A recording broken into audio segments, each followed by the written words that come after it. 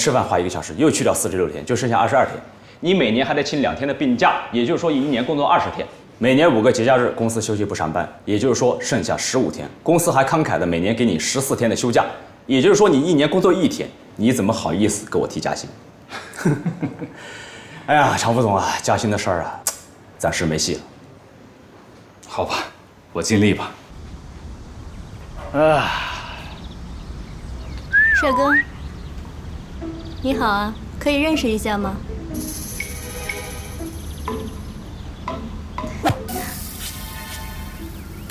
装什么装？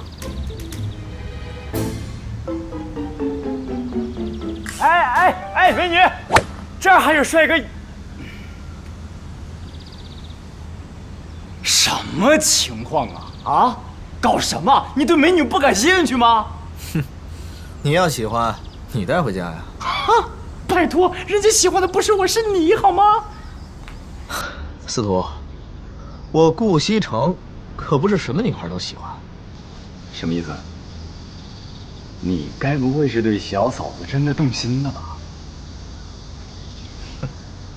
我只是觉得她没那么讨厌吧。哟，这话说的，那是100%动心了。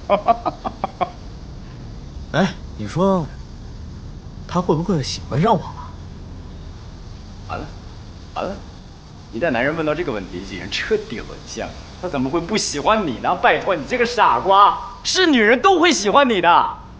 只要你肯哄他们，他们一定会对你俯首帖耳、俯首称臣、唯命是从。真的？真的 ，Trust me， 我看好你。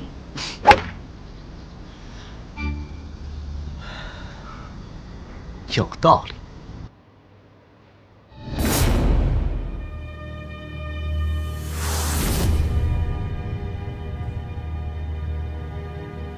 贺解析，你只不过是比我运气好罢了。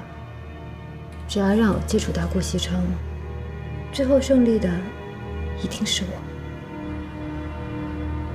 医生，我不是应该可以出院了吗？怎么还要等？贺小姐，如果你现在出院的话，你会造成脸部的2次过敏，我们也是对你负责，暂时不能出院。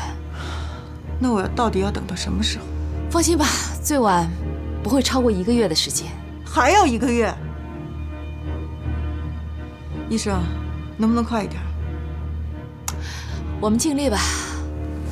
好了，好好休息啊，我走了。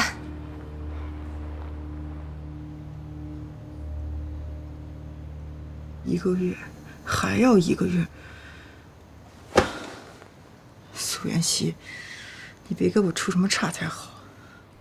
为他身世的开门，美国心理学家